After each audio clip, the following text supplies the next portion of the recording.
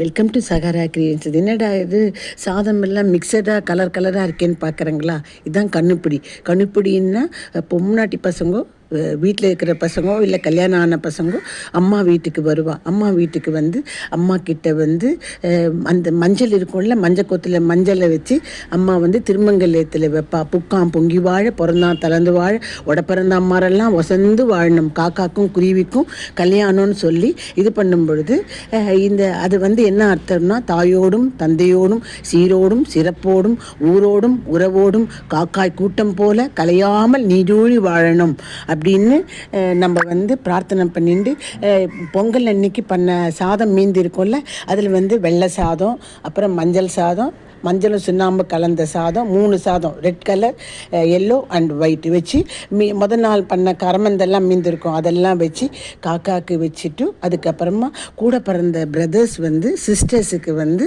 அவாவா கெப்பாசிட்டிக்கு எதனா கொடுப்பா. அதை வாங்கிட்டு பசங்க வந்து அண்ணா தம்பி நன்னா இருக்கணும்னு சந்தோஷமாக வாழ்த்திட்டு அவள் வீட்டுக்கு போவாள். அதுதான் ஐதீகம்.